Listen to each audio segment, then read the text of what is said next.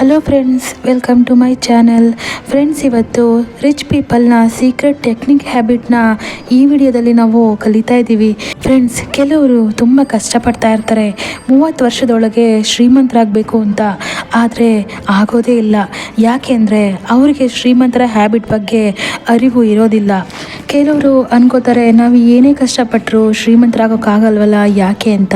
Friends, ಈ ಟೆಕ್ನಿಕ್ನ ಯಾರು ಬೇಕಾದರೂ ಕಲಿಬೋದು. ಕೆಲವರು ಹುಟ್ಟಿನಿಂದನೇ ಸ್ಮಾರ್ಟ್ ಆಗಿರಲ್ಲ, ಕೆಲವರು ರಿಚ್ ಫ್ಯಾಮಿಲಿಯಿಂದನೂ ಬಂದಿರಲ್ಲ. ಆದರೂ ಕೂಡ ಅವರು ಸೀಕ್ರೆಟ್ ಹ್ಯಾಬಿಟ್ನ ಫಾಲೋ ಮಾಡಿ ಸ್ವಪ್ರಯತ್ನದಿಂದ ಶ್ರೀಮಂತರಾಗ್ತಾರೆ. If you follow the habits of successful people you will become successful ಪೀಪಲ್ನ ಹಾಗೆ ಈ ಹ್ಯಾಬಿಟ್ನ ಫಾಲೋ ಮಾಡಿದರೆ ನೀವು ಕೂಡ ಅವರ ಹಾಗೆ ಸಕ್ಸಸ್ ಕಾಣ್ತೀರಾ. ಸ್ನೇಹಿತರೆ, ಆಥರ್ ಹೇಳ್ತಾರೆ, ಲಾ ಆಫ್ ಕಾಸ್ ಎಫೆಕ್ಟ್, ಆ್ಯಕ್ಷನ್ಗೆ ಒಂದು ರಿಯಾಕ್ಷನ್ ಇದ್ದೇ ಇರುತ್ತೆ ಅಂತ. ಸಕ್ಸಸ್ ಅನ್ನೋದು ನಾವು ರಿಪೀಟ್ ಆಗಿ ಮಾಡೋ ಆ್ಯಕ್ಷನ್ನ ಮೂಲಕ ದೊರಕುತ್ತೆ ಅಂತ. ನಿಮ್ಮನ್ನು ನೀವು ಕಡೆಗಣಿಸದೆ ಪ್ರಯತ್ನಿಸ್ತಾನೆ ಇದ್ದರೆ ನೀವು ಶ್ರೀಮಂತರಾಗ್ತೀರಾ. ನಿಮ್ಮ ಮೇಲೆ ನಿಮಗೆ ನಂಬಿಕೆ ಇರಲಿ.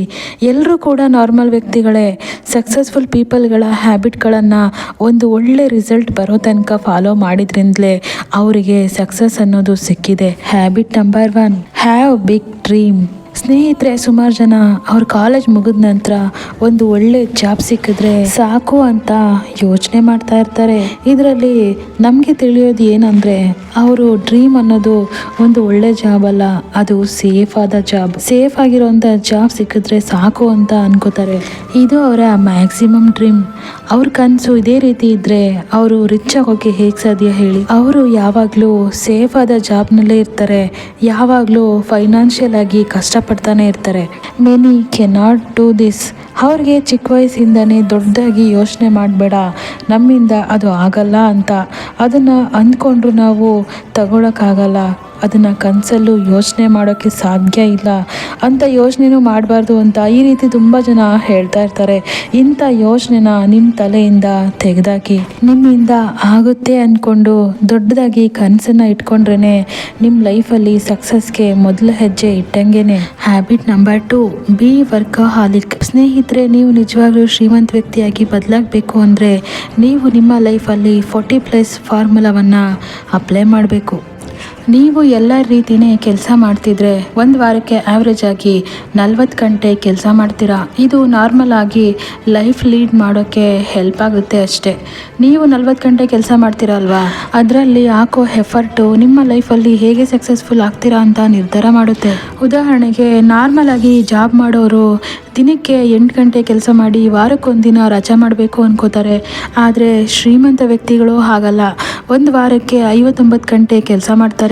ಕೆಲವರು ವಾರಕ್ಕೆ ಒಂದಿನ ರಜನೂ ತಗೊಳ್ಳದೆ 70ರಿಂದ 80 ಗಂಟೆ ಕೆಲಸ ಮಾಡ್ತಾರೆ. 40 ಗಂಟೆಗಿಂತ ಹೆಚ್ಚು ಮಾಡೋ ಒಂದೊಂದು ಗಂಟೆನೂ ಅವರ ಬಿಸ್ನೆಸ್ನಲ್ಲಿ ಐಡಿಯಾದಲ್ಲಿ ವರ್ಕ್ ಮಾಡ್ತಾರೆ, ಇಲ್ಲ ಅಂದರೆ ಸೈಡ್ನಲ್ಲಿ ಒಂದು ಪ್ರಾಜೆಕ್ಟ್ನಲ್ಲಿ ಕೆಲಸ ಮಾಡ್ತಿರ್ತಾರೆ. ಈ ರೀತಿ ಎಕ್ಸ್ಟ್ರಾ ಸಮಯದಲ್ಲಿ ಕೆಲಸ ಮಾಡೋದ್ರಿಂದನೇ ಅವರು ಶ್ರೀಮಂತ ವ್ಯಕ್ತಿಗಳಾಗಿ ಬದಲಾಗ್ತಾರೆ. ಸ್ವಲ್ಪ ವರ್ಷ ರಜೆ ತಗೊಳ್ಳದೆ ಕೆಲಸ ಮಾಡಿದ ಕಾರಣದಿಂದ ಅವರು ಅಂದ್ಕೊಂಡ್ರೇ ವರ್ಷಗಟ್ಟಲೆ ವರ್ಲ್ಡ್ ಟೂರ್ಗೆ ಹೋಗಿ ಬರೋ ರೀತಿ ಬದಲಾಗ್ತಾರೆ.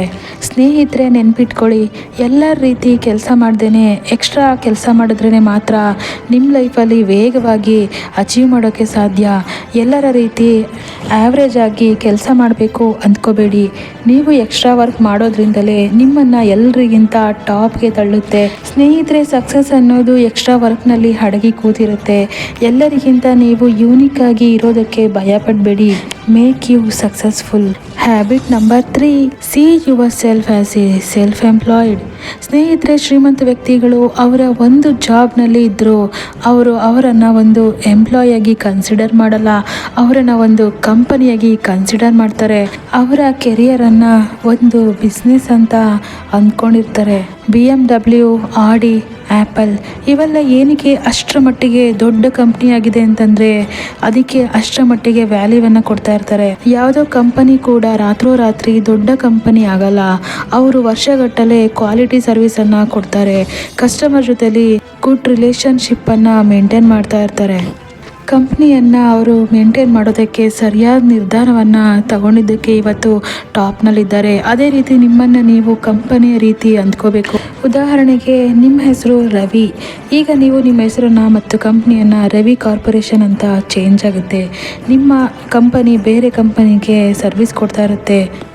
ಮತ್ತು ನೀವು ಹುಡುಗಿಯಾಗಿದ್ದಲ್ಲಿ ನಿಮ್ಮ ಹೆಸರು ಪ್ರಿಯಾ, ನಿಮ್ಮ ಜಾಬ್ ಪ್ರಿಯಾ ಕಾರ್ಪೊರೇಷನ್ ಅಂತ ಆಗುತ್ತೆ. ನೀವು ಎಲ್ಲಿಂದ ಕೆಲಸ ಮಾಡ್ತಾ ಇದ್ದೀರೋ ಅದೇ ಕಂಪನಿಗೆ ನೀವು ಸರ್ವಿಸ್ ಮಾಡ್ತಾ ಇದ್ದೀರಾ ಅನ್ನೋ ಹಾಗೆ. ನೀವು ಯಾವುದೇ ಕೆಲಸದಲ್ಲಿದ್ದರೂ ನಿಮ್ಮ ಕಂಪ್ನಿಗೆ ಸರ್ವಿಸ್ ಕೊಡ್ತಾ ಇದ್ದೀರಾ ಅಂತ ಕನ್ಸಿಡರ್ ಮಾಡ್ಕೊಳ್ಳಿ. ಅಮೇರಿಕಾದ ಟಾಪ್ 3ನಲ್ಲಿದ್ದ ಎಲ್ಲ ಪರ್ಸನ್ಗಳು ಕೂಡ ಅವ್ರನ್ನ ಅವರು ಒಂದು ಕಂಪ್ನಿಯಾಗಿ ಕನ್ಸಿಡರ್ ಮಾಡ್ಕೊಳ್ತಾರೆ. ಯಾಕೆಂದರೆ ನಾವು ಬೇರೆಯವ್ರಿಗೋಸ್ಕರ ದುಡಿತಿಲ್ಲ ಅಂತ ಅವರು ತಮಗೋಸ್ಕರ ಕೆಲಸ ಮಾಡ್ತೀನಿ ಅಂತ ಅನ್ಕೋತಾರೆ. ನೀವು ಯಾವುದೇ ಕಂಪ್ನಿಲಿ ಕೆಲಸ ಮಾಡ್ತಾ ಇದ್ರೂ ಕೂಡ ಈ ರೀತಿ ಅಂದ್ಕೊಂಡು ಕೆಲಸ ಮಾಡಿದರೆ ಶ್ರೀಮಂತ ವ್ಯಕ್ತಿಗಳ ಮೈಂಡ್ಸೆಟ್ಟು ನಿಮಗೆ ಗೊತ್ತಿಲ್ಲದೆ ನಿಮಗೆ ಬರುತ್ತೆ. ಆಗ ನೀವು ಡಿಫ್ರೆಂಟಾಗಿ ಯೋಚನೆ ಮಾಡ್ತೀರಾ.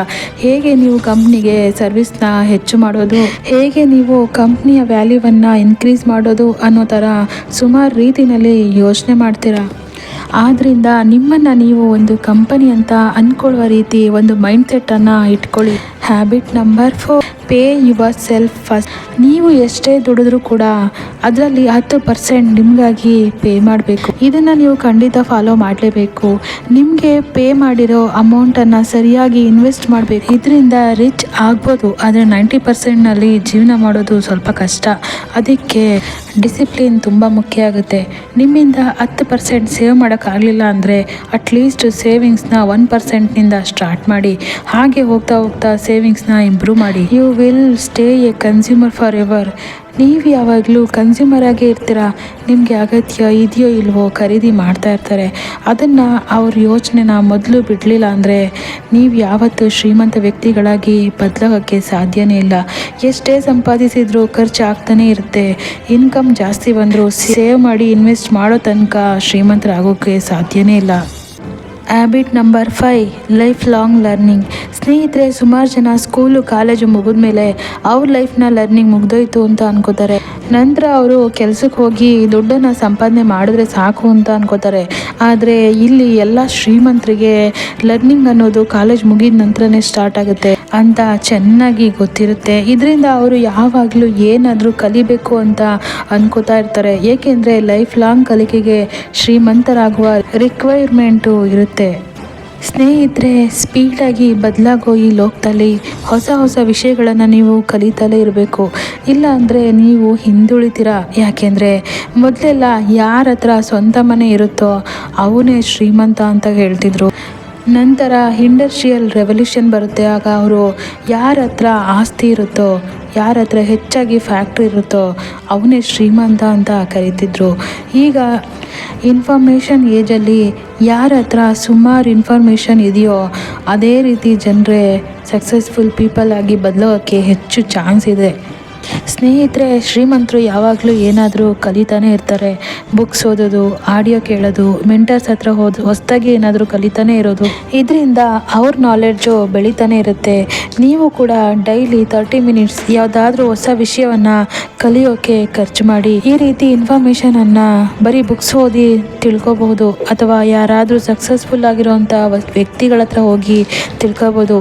ಹಾಗೆ ಬೇರೆ ಬೇರೆ ಸೋರ್ಸ್ಗಳಿಂದ ಇನ್ಫಾರ್ಮೇಷನ್ನ ಸಿಕ್ಕಿದರೆ ಅದನ್ನು ನೀವು ನಿಮ್ಮ ಲೈಫಲ್ಲಿ ಉಪಯೋಗಿಸ್ಕೊಳ್ಬಹುದು. Habit number 6, spend time with right people.